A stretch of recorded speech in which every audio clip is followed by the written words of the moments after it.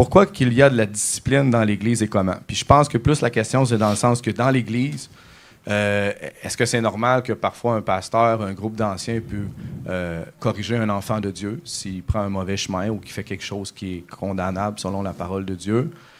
Parce qu'on s'entend que Dieu, oui, peut corriger ses enfants, mais je pense plus que c'était l'aspect dans l'Église. Est-ce que c'est normal que parfois, il y a de la discipline? Oui.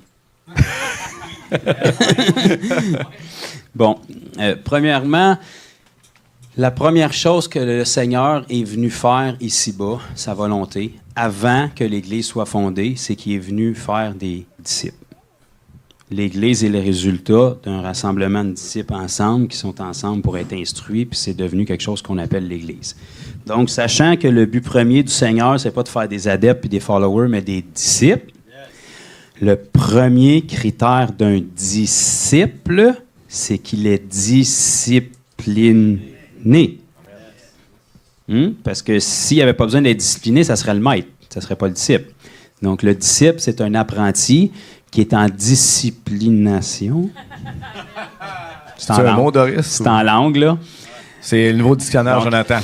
Il est en mesure disciplinaire afin d'arriver à la stature du maître. La Bible nous dit que le disciple n'est pas plus grand que le maître, mais tout disciple accompli sera comme le maître. Donc, comment est-ce que tu peux passer de disciple à disciple accompli pour être comme le maître?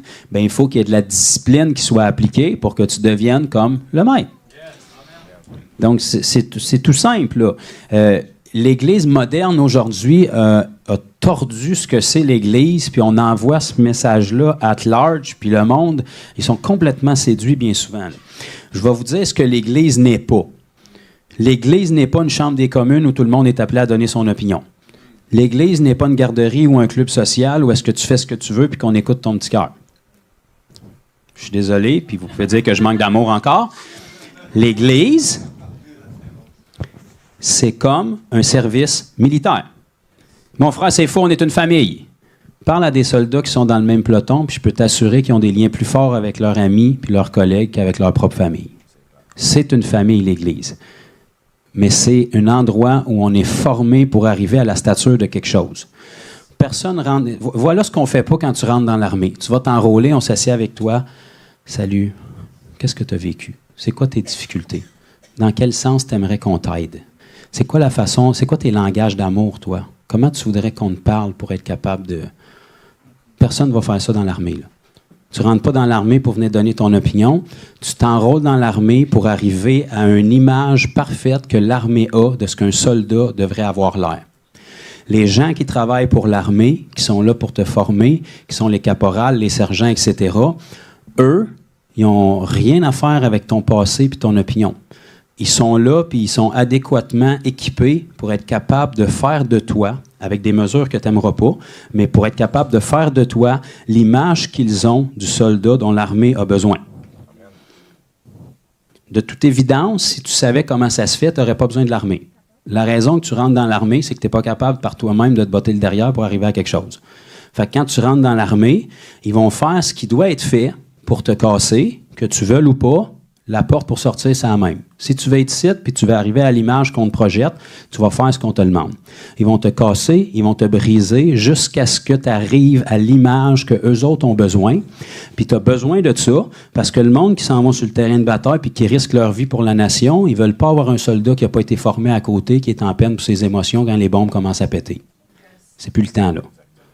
Il faut qu'il soit formé pour que tout le monde arrive à la même stature, pour que quand tu t'en vas à la guerre, tu as confiance que le gars et la femme à côté de toi, ils ont passé par le même training que toi puis sont adéquatement formés pour faire la job. Et à l'intérieur de ça, parce que tu sues, parce que tu as mal, puis parce que tu travailles avec les autres, il y a des liens de famille qui se tissent. Parce que ton sergent puis ton caporal qui te tapent toujours sur la tête puis qui te font faire des pompes puis qui veillent ton lit en envers puis qui chialent parce qu'il y a des plis dans le lit puis que ça te tape ses nerfs, il te tape peut-être ses nerfs dans la formation. Mais quand la guerre arrive, il est avec toi sur le terrain puis il prend une balle avec toi. Yes. Fait que quand il te corrige par amour parce qu'il sait qu'il va saigner avec toi sur le terrain. Ça, c'est l'Église. Donc, ça change un peu d'un monde d'éléphants roses puis de libellules dans lequel on pense qu'on s'est engagé puis il faut qu'il y ait une oreille attentive pour t'écouter puis ça prend tout le temps quelqu'un pour te donner une petite tape dans le dos. Il y a un aspect de ça. Mais dans l'Église, les formateurs que Dieu a mis en place, que ce soit apôtres, prophètes, pasteurs, évangélistes, enseignants, ils sont là dans la grâce que Dieu leur a donnée pour t'amener à un idéal qu'il faut que tu atteignes, de soldat parfait. Notre idéal, c'est Christ. La Bible nous dit dans Éphésiens 4 que Jésus a fondé son Église et il a établi dans son Église. C'était l'idée de Jésus. Vous avez un problème avec ça? Venez pas m'en parler ni à François. Allez voir Jésus. Jésus a établi dans son Église, premièrement des apôtres, ensuite des prophètes, ensuite des évangélistes, docteurs ou enseignants et pasteurs ou bergers. C'était son idée, c'est pas la mienne. J'aurais fait ça plus simple, il a décidé de faire ça de même. Pour perfectionner les saints, c'est un bootcamp, afin qu'on arrive tous à la stature parfaite de Christ. Fait que le modèle de soldat que les formateurs qui ont été appelés dans l'Église par le Seigneur ont, c'est la stature parfaite de Christ. Donc, eux, ils doivent regarder quelqu'un, puis tous les kilos qui sont en trop à une place, puis toutes les ci, puis toutes les ça, puis toutes les lacunes qui sont à l'autre, il faut mettre quelque chose en place pour essayer de découper ça jusqu'à temps que la personne, ça soit une brute. Est capable de résister au froid, est capable de résister à la chaleur, est capable de résister à la fatigue, est capable de résister à la faim, est capable d'avoir une acuité mentale même quand elle est à bout, est capable de résister en guerre, est capable de résister quand ça va bien. Donc, ils ont cette image-là, puis tout ce qu'ils vont faire dans ta formation, c'est pour te trimer, puis te façonner, puis te casser pour que tu arrives à cette image-là. Parce qu'ils savent qu'ils ne vont pas être capables de remporter la guerre eux autres mêmes, puis ils ont besoin du monde qui sont à la stature de Christ pour être capables de combattre avec eux. Donc, la discipline, elle a sa place. Elle est tout à fait nécessaire et c'est pas pour ambitionner sur les gens. Souvent, la discipline a été abusive et dans des mauvais motifs. Si la personne qui vous corrige n'est pas prête à aller sur le terrain avec vous, là, il y a quelque chose qui ne fonctionne pas. Si la personne qui vous corrige vous dit une chose mais ne fait pas ce qu'elle dit, là, on tombe dans la marge des pharisiens et des scribes. Jésus a dit à ses disciples, écoutez ce que les scribes et les pharisiens vous enseignent parce que ce qu'ils vous enseignent, c'est la loi. Écoutez ce qu'ils vous disent, mais faites pas ce qu'ils font parce qu'ils font pas ce qu'ils disent. Je vais recommencer ça plus lentement. Les scribes et les pharisiens vous enseignent la loi. La loi était bonne à cette époque-là, donc écoutez ce qu'ils vous disent, mais ne faites pas ce qu'ils font parce qu'ils ne font pas ce qu'ils disent. Ils parlent à travers leur chapeau. Ce qu'ils disent, c'est vrai, mais tu ne peux pas le retrouver dans leur vie. Donc, un bon leader, c'est quelqu'un qui ne va pas avoir peur de te corriger, mais il te corrige à partir de quelque chose qu'il vit. Puis il peut te corriger directement, puis en pleine face, puis c'est pas un manque d'amour. Parce que de l'amour, c'est pas de parler doucement, de flatter dans le dos, puis de dire tout le temps comme toi. C'est pas ça de l'amour. De l'amour, c'est que peu importe comment dur la personne te parle, quand elle te parle, elle est prête à donner sa vie pour toi. Ça, c'est de l'amour. On se fait une image un peu farfelue de Jésus bien souvent. Jésus est amour. Il ne tombe pas en amour, il est amour. Pourtant, Jésus était très, très militaire bien souvent. Il ne serait pas accepté dans l'Église aujourd'hui, là. Jésus, qui est rempli d'amour, a dit par moments, repentez-vous, sinon vous périrez tous. Wow! Mon frère, regarde, là, il y a des nouveaux ici, là. Soit doser un peu, hein, par la machine à boucan, puis mettre des tunes un peu plus douces qu'on va essayer de les amadouer premièrement, là. Jésus était rassemblé, la maison était pleine, ça débordait dehors, puis il enseignait. Il y a du monde qui vient le voir, ils disent, ta mère et tes frères sont ici. Ma mère et mes frères, c'est ceux qui sont ici, qui écoutent la parole.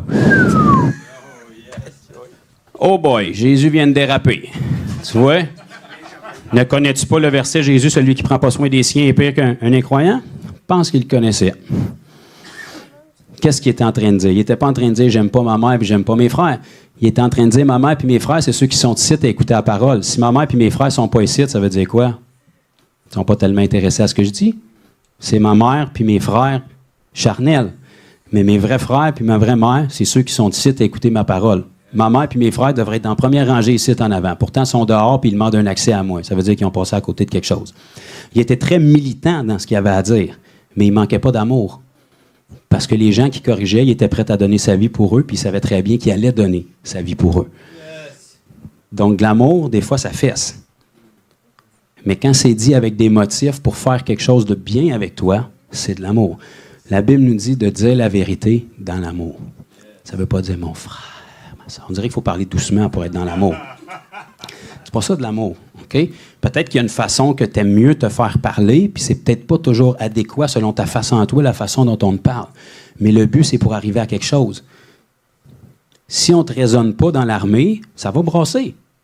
C'est pas l'armée qui va plier puis qui va réécrire ses lois. C'est toi qui vas plier ou tu vas sortir.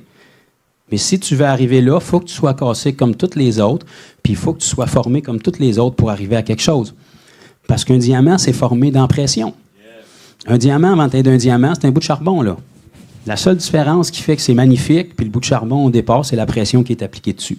C'est là qu'on arrive à quelque chose.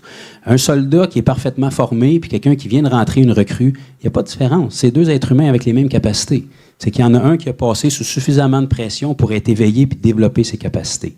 L'Église, c'est ça.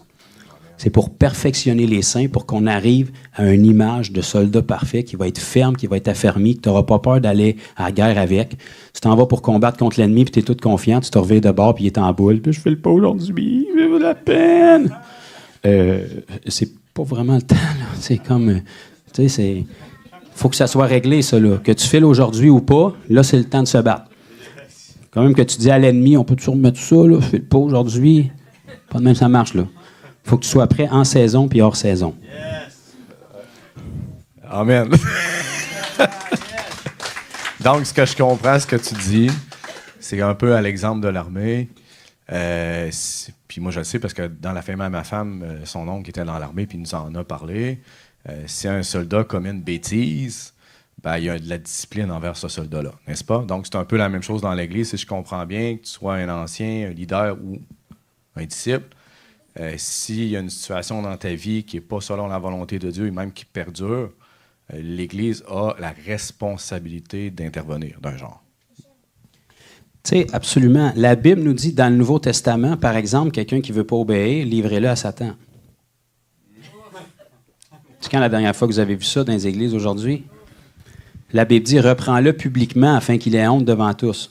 Tu fais ça aujourd'hui, tu viens de te faire éclairer de ton poste. Il y a déraillé, il manque d'amour. C'est dans nos Bibles, Nouveau Testament, Nouvelle Alliance. Maintenant, si on peut se l'éviter, certainement, on va le faire. Le but, ce n'est pas d'humilier la personne. Va la voir en premier. Si elle ne se raisonne pas, retourne la voir avec les anciens. Si elle ne se raisonne pas, dis-le publiquement. Si elle ne se raisonne pas encore, livre-la à Satan. Tu lui veux pas de mal, sors-la de la communauté. Elle va faire ça un mur avec son nom dessus. Elle va se raisonner. On ne veut pas qu'elle ait du mal. On veut qu'elle revienne raisonner. On voudrait qu'elle s'évite de faire ça un mur pour se raisonner, mais si elle ne veut pas écouter autrement, sors ça de là. N'importe qui vit dans le péché ouvertement au milieu de nous, même si c'est lui et c'est pas toi, toi, tu es entaché par son péché. Lui, il vit dans le péché, le monde le voit vivre dans le péché, il dit qu'il est chrétien, toi, tu es à côté, tu dis que tu es chrétien. Ah, bon, ben d'abord, vous avez les deux les mêmes croyances. Bon, tu es d'accord avec ce qu'il fait? Non, ben lui, il le fait, puis il dit qu'il est chrétien, puis toi, tu le fais pas, puis tu es chrétien. Dans le fond, c'est quoi votre affaire? Donc, on envoie une image globale. C'est pas juste notre vie. On envoie une image en tant qu'Église, en tant que corps de Christ. Donc, la Bible nous dit, sortez le méchant du milieu de vous. On ne veut pas le sortir, on veut qu'il se corrige. Mais s'il ne se corrige pas, sors-les. T'es mieux de perdre quelqu'un et de conserver l'image de Christ plutôt que de garder quelqu'un qui va envoyer une mauvaise image aux gens du monde puis qui risque d'entacher des gens dans l'Église. Parce que si quelqu'un de moins bien affermi voit que ça passe dans l'Église puis c'est correct, ben OK, pourquoi moi je me disciplinerais, je vais faire comme lui? Puis là, après ça, tu te rends compte qu'il y en a 2-3 qui se sont ralliés à sa cause. Puis là, la personne qui vit dans le péché pense qu'il est important, fait qu'il part un petit groupe et divise l'Église. Puis là, il va dire, ben, cette Église-là manquait d'amour, puis ils ont voulu me juger, fait que j'ai parti de mon bord. Mais en réalité, si tu avais jugé correctement, ben, ça aurait peut-être évité des problèmes, puis tu serais parti de ton côté plutôt que d'avoir parti avec la moitié de l'Église. Donc, la Bible nous dit aussi que de vivre en communauté, c'est une bonne façon de se corriger. Parce que dans une famille, ça ne me dérange pas comment tu aimes ta famille, tes frères et sœurs, ils te tapent ses nerfs. La Bible nous dit dans Proverbes, chapitre 27 et le verset 17, « Le fer aiguise le fer ». Donc, pour aiguiser des êtres humains, ça prend des êtres humains. La vie chrétienne, ça serait extraordinaire si ce n'était pas du monde. Mais il y a du monde dedans. Fait qu'il faut vivre avec ça. On serait-tu bien si on était juste avec le Seigneur? Mais le problème, c'est que tu as un frère ou une sœur, puis c'est clair qu'elle te tape ses nerfs dans un aspect. Puis plutôt de prier « Seigneur, change-la, Seigneur, change-la, Seigneur, change-la », puis le Seigneur veut la changer, mais il ne peut pas violer son libre arbitre, ça serait tellement plus simple de dire « Seigneur, change-moi ». Fait qu'il n'y a pas besoin de la changer, puis tu vas être bien, parce que toi, tu es disposé à être changé. Puis peut-être que si toi, tu es changé, bien, elle va changer tout seul. Donc, le fer aiguise le fer. Si à chaque fois qu'il y a quelqu'un qui te déplaît, il y a un frère qui te donne pas la main, il y a une sœur qui te sourit pas ce matin-là, puis ben là, je pars. Mais comment est-ce qu'on va construire quelque chose? Si tu n'es pas dérangé dans l'Église, il y a un problème avec toi ou il y a un problème avec l'Église où est-ce que tu es. Va faire d'autres choses. Là. Il y a d'autres choses à faire de notre journée. Là. Si tu n'es pas dérangé dans un endroit où tu es supposé d'être formé, ça veut dire soit que tu es déjà parfait, ou soit qu'on parle pour te flatter et on ne veut pas que tu grandisses. C'est normal d'une église que tu sois dérangé puis en désaccord. Sinon, il n'y aura jamais de changement. Si tu étais tout le temps d'accord avec tout ce qui est enseigné, tu serais déjà à l'image de Christ. Donc ça, la majorité des gens qui sont offensés, c'est là qu'ils se voient. Mais de toute évidence, ça ne fonctionne pas parce qu'ils sont à la même place depuis des années. Il faut que tu sois dérangé dans une église. Si tu n'es pas dérangé, ça veut dire que tu ne vois rien à changer dans ta vie. Et automatiquement, quiconque a des choses à changer dans sa vie, c'est pas mal intentionné. C'est parce qu'il croit un mensonge dans un aspect de ses pensées. Donc, la première fois qu'on te donne une information manquante dans ta vie, ça te surprend. C'est tout le temps comme ça. Le nouveau, ça nous surprend, ça nous dérange. Tout ce qui est nouveau, on le juge, on le retranche ou on le banalise. Mais à un moment donné, tu commences à raisonner, puis tu dis, OK, ben, ça fait peut-être du sens. Puis là, si tu changes le mensonge par la vérité, ben là, tu es transformé. Mais si à chaque fois qu'on dit quelque chose, ben, moi, je suis pas d'accord avec ça, ben, c'est sûr que tu n'es pas d'accord. C'est pour ça que tu es assis là et tu n'es pas en avant. Je l'avais pas vu venir, celle-là. Je suis content que tu sois pas d'accord.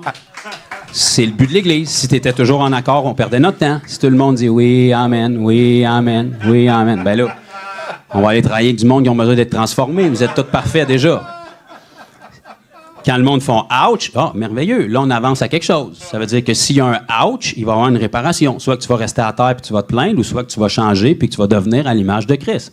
Donc, il faut que ça soit « amen, aïe aïe ». Puis plus longtemps tu résistes, plus longtemps ça va être aïe aïe, mais au moins tu vas te sentir vivant. Puis à un moment donné, mais que tu passes à autre chose puis que tu changes, bien là, ça va être aïe aïe sur d'autres choses, mais tu vas progresser. Donc, si c'est toujours flatté dans le sens du poil, bien, il n'y a pas de progression. Fait que tu es dans un camp de vacances. Tu n'es pas là pour être formé. Mais un camp de vacances, tu ressors comme tu es rentré. S'il y a des chances, tu ressors pire que tu es rentré. Dans l'armée, tu ressors différent. Mais ça a été ouch, ouch, ouch, ouch, ouch, ouch. Puis c'est vraiment terrible, puis c'est vraiment nul, jusqu'à temps que tu arrives au bout où tu réalises la machine que tu es rendue, puis là, tu es comme, OK, ça le valait. Parce que là, tout le ouch que j'ai eu, ça sera plus de ouch pour le reste de ma vie. Parce que je suis cassé, je suis formé. Alléluia. Donc là, tu dois te trouver d'autres mondes qui sont dans le ouch, puis tu commences à les enseigner, puis ils commencent à te détester, parce qu'avant, quand tu disais comme eux, là, ils t'aimaient, mais là, quand tu dis pas comme eux, ils commencent à te détester, puis ils ne disent jamais comme moi. Bien, c'est sûr, s'ils disaient comme toi, ils seraient comme toi. On veut pas qu'ils soient comme toi. Fait que l'Église, c'est un endroit où on doit être façonné, où on doit être formé. Faut qu'il y ait des ouch. Puis quand il y a des ouch, c'est pas parce que la personne qui parle t'aime pas. Au contraire, c'est parce qu'elle t'aime. Puis il te parle pas à toi directement. Si chapeau de fait, mets-les. C'est tout. C'est pas parce qu'il te parle puis qu'il est contre toi. Si tu sens qu'il est tout le temps contre toi, c'est parce que tu as tout à changer. Commence à changer, puis tu vas pouvoir en laisser passer pour les autres. Si c'est tout toi qui reçois les coups, c'est parce que t'as tout à changer. Fait que commence morceau par morceau. Si t'es tanné de recevoir des coups, ben évite-les. Change, puis tu recevras pas celui-là le prochain, ça va être un autre. Puis c'est l'autre qui va le recevoir. C'est dans ce but-là. Fait que je suis obligé de vous le dire d'une manière humoristique. Fait que je suis en train de faire comme une anesthésie céleste sur vous. Fait que je vous donne une drette, vous faites ouch, après ça, je vous fais rire, vous oubliez que vous avez mal, puis après ça, on recommence. Fait que vous sortez d'ici, vous avez une chirurgie ouverte, mais vous en êtes pas trop rendu compte, vous êtes comme... Qu'est-ce qui vient de se passer, là? On s'est fait ça en pleine face toute la soirée. Il s'est moqué de nous autres, mais dans le fond, on vient de comprendre de quoi, là. Parce qu'on vous aime. Amen. Alléluia. Wow.